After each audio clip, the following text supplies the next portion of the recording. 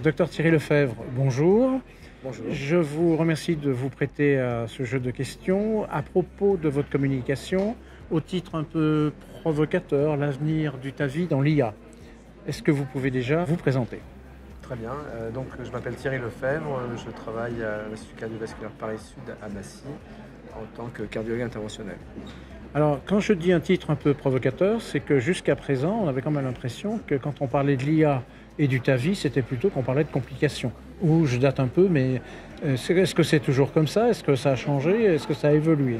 Alors, au fil du temps, nous avons progressé, d'une part par l'amélioration des valves, qui ont maintenant une jupe pour réduire le risque de fuite paravalvulaire, et aussi du fait de l'expérience et notamment de l'utilisation systématique du scanner pour choisir la valve optimale et la taille de la valve optimale. Donc aujourd'hui, les patients avec des fuites aortiques supérieures à grade 1, c'est vraiment exceptionnel.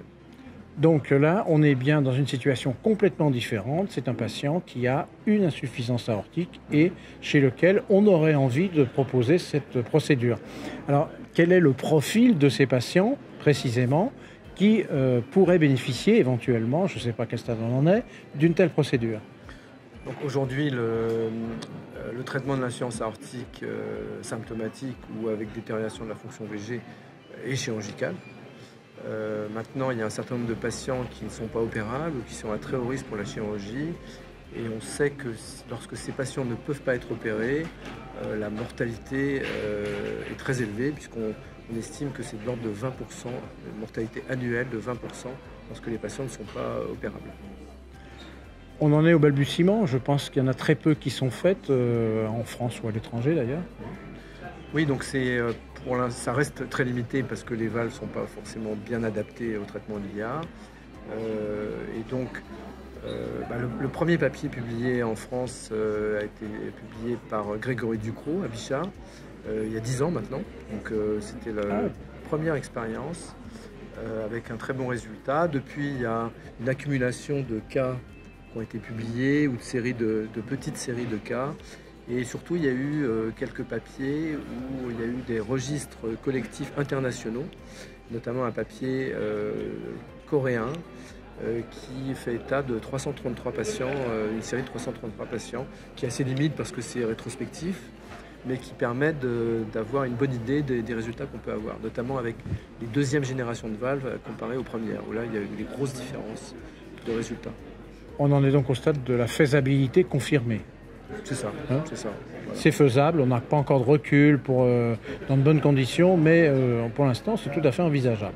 Voilà, c'est envisageable chez des patients qui ne sont pas opérables. Voilà, le profil justement de ces patients non opérables. Absolument. Voilà.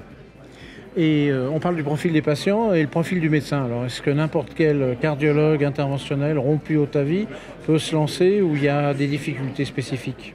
Alors, je pense que il y a deux points très importants. Le premier, c'est la qualité du scanner pour apprécier l'ensemble de la valve aortique et de son entourage, pour sélectionner la valve idéale et la taille idéale aussi, parce que quand même, le sizing est un peu différent par rapport au TAVI.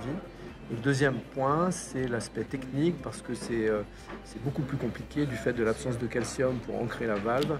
Il est préférable d'avoir 2 opérateurs expérimentés pour réaliser ce type de procédure. Donc c'est pas simple, c'est à la limite, je ne veux pas dire que le TAVI c'est simple, mais c'est sûrement pas aussi simple que le TAVI, toute proportion gardée. Absolument, donc c'est plus complexe du fait de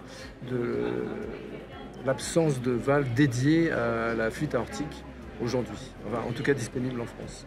Et est-ce que les valves qui ne sont pas adaptées aujourd'hui, je suppose qu'on a des industriels qui y travaillent et qui ont envie de faire du matériel plus adapté. On en est où actuellement? Quelles sont les perspectives?